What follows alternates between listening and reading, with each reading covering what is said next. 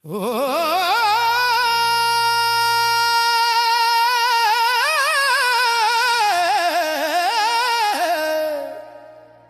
गुरु चरण सरोज रज निज मनु मुकुरु सुधारी। वरनौ रघुवर विमल जसु जो दायकु फलचारी। बुद्धिहीन तनु जान के सुमिरो पवन कुमार। बल बुद्धि विद्या देहु मोहि हरहु कलेश विकार। जय हनुमान ज्ञान गुण सागर। जय हनुमान ज्ञान गुण सागर। जय कपीस तिहु लोक उजागर। रामदूत अतुलित बल धामा। अंजनी पुत्र पवन सुत नामा। महावीर विक्रम बजरंगी। कुमति निवार सुमिति के संगी। कंचन वरन विराज सुवेसा। कानन कुंडल कुंचित केसा। हाथ वज्र और ध्वजा विराजे। कांधे मूंज जनेऊ साजे। शंकर सुवन केसरी नंदन। तेज प्रताप महाजगवंदन। विद्यावान गुणी अति चातुर। राम काज करिबे को आतुर। प्रभु चरित्र सुनिबे को रसिया। राम लखन सीता मन बसिया। सूक्ष्म रूप धरि सियहि दिखावा। विकट रूप धरि लंक जरावा। भीम रूप धरि असुर संहारे। रामचंद्र के काज सवारे। लाए सजीवन लखन जियारे। श्री रघुबीर हरषि उर लाए। रघुपति कीन्ही बहुत बड़ाई। तुम मम प्रिय भरत सम भाई। सहस वदन तुम्हरो जस गावे। अस कहि श्रीपति कंठ लगावे। सनकादिक ब्रह्मादि मुनीसा। नारद सारद सहित रहीसा। जम कुबेर दिगपाल जहाते। कवि कोविद कहि सके कहाते। तुम उपकार सुग्रीव ही दीन्हा। राम मिलाए राजपद दीन्हा। सुना तुम्हरो मंत्र विभीषण माना। लंकेश्वर भय सब जग जाना। जुग सहस्त्र जो जन पर भानु। लील्योता ही मधुर फल जानू। प्रभु मुद्रिका मेलि मुख माही। जलधि लांघि गए अचरज नाही। दुर्गम काज जगत के जेते। सुगम अनुग्रह तुम्हरे तेते। राम दुआरे तुम रखवारे। होत न आज्ञा बिनु पैसारे। सब सुख लहे तुम्हारी सरना। तुम लक्षक ताहू को डरना। आपन तेज सम्हारो आपे। तीनों लोक हाकिते कापे। भूत पिशाच निकट नहीं आवे। सोई अमित जीवन फल पावे। चारों जुग प्रताप तुम्हारा है। प्रसिद्ध जगत उजियारा। साधु संत के तुम रखवारे। असुर निकंदन राम दुलारे। अष्ट सिद्धि नौ निधि के दाता। स्वर दीन जानकी माता। राम रसायन तुम्हरे पासा। सदा रहो रघुपति के दासा। तुम्हरे भजन राम को पावे। जन्म जन्म के दुख बिसरावे। अंत काल रघुबर पुर जाई। जहाँ जन्म हरि भक्त कहा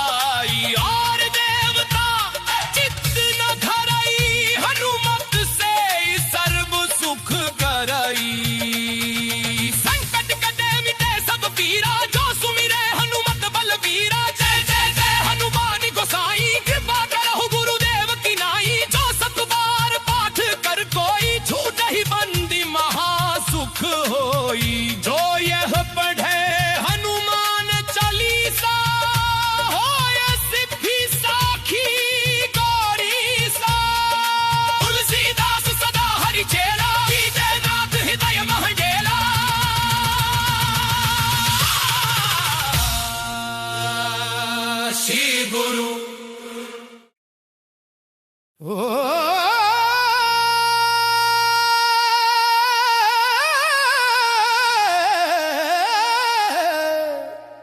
श्री गुरु चरण सरोज रज निज मनु मुकुरु सुधारी। वरनौ रघुवर विमल जसु जो दायक फलचारी। बुद्धिहीन तनु जान के सुमिरो पवन कुमार। बल बुद्धि विद्या देहु मोहि हरहु कलेश विकार। जय हनुमान ज्ञान गुण सागर। जय हनुमान ज्ञान गुण सागर। जय कपीस तिहु लोक उजागर। रामदूत अतुलित बल धामा। अंजनी पुत्र पवन सुत नामा।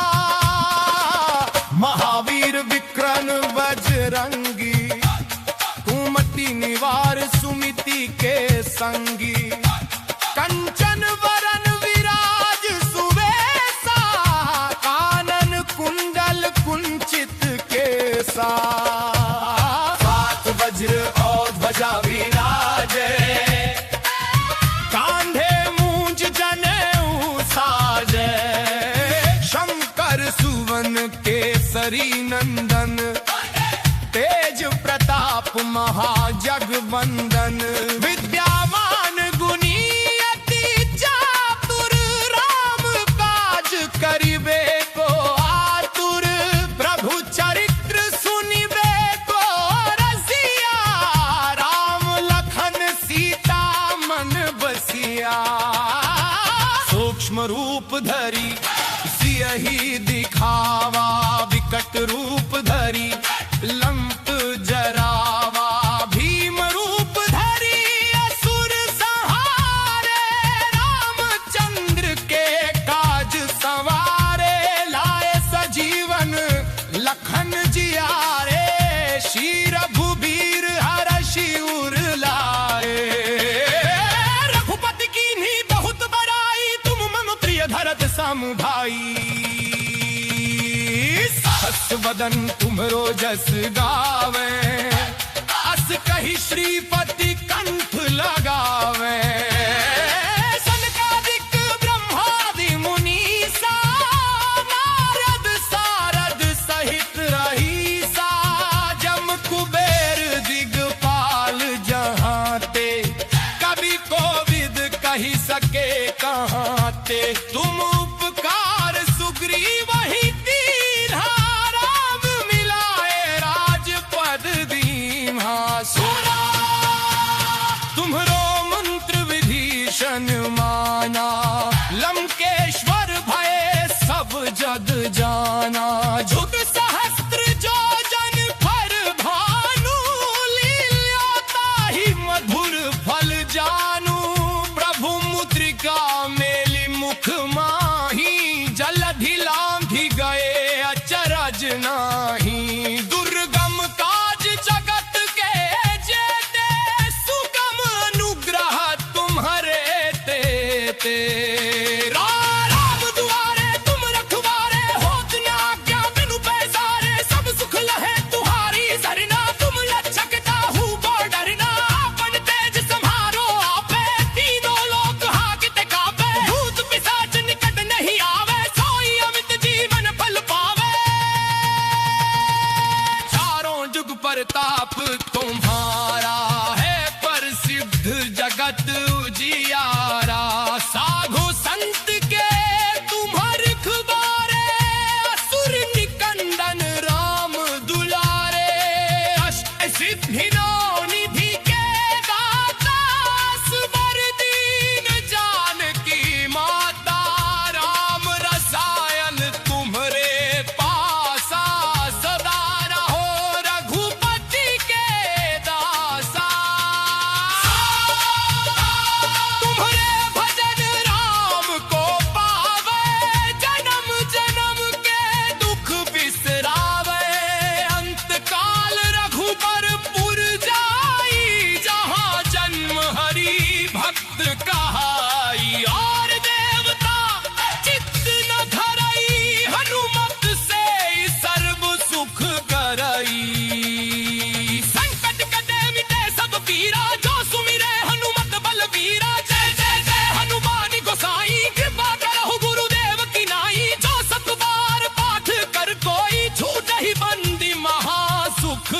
सोई। जो यह पढ़े हनुमान चालीसा, होय सिद्धि साखी गौरी सा।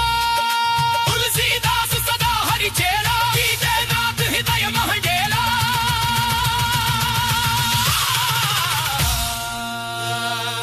श्री गुरु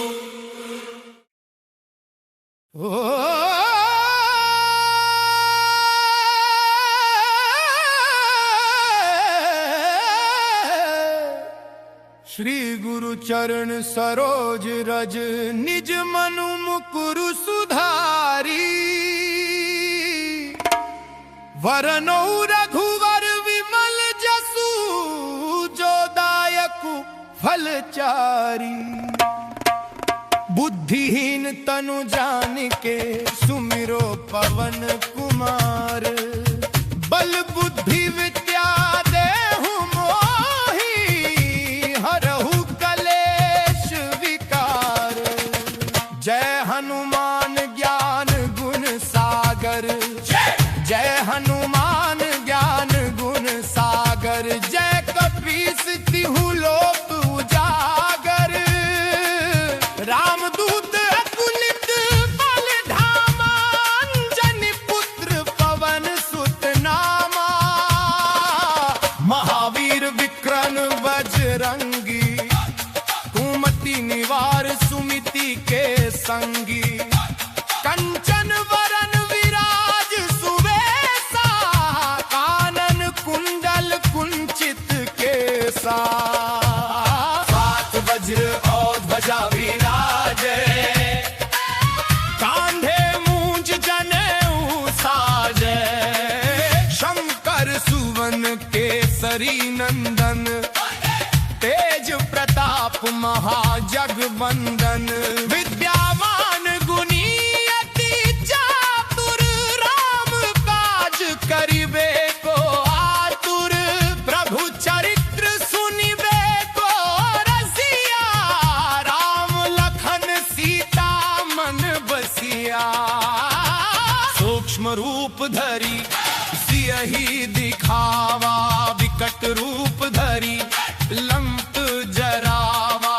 भीम रूप धरी असुर संहारे, रामचंद्र के काज संवारे।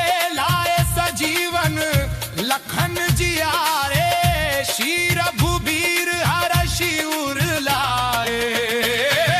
रघुपति कीन्ही बहुत बड़ाई, तुम मम प्रिय भरत सम भाई।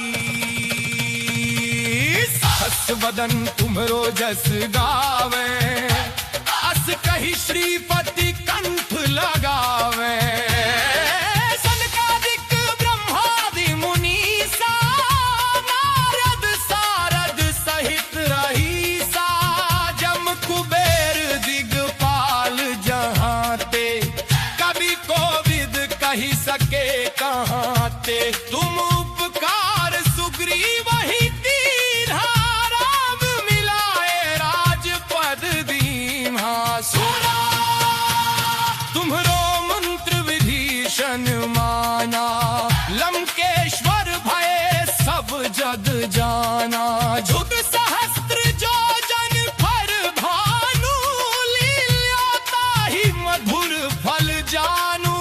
प्रभु मुद्रिका मेलि मुख माही, जलधि लांघि गए अचरज नाही। दुर्गम काज जगत के जेते, सुगम अनुग्रह तुम्हरे तेते।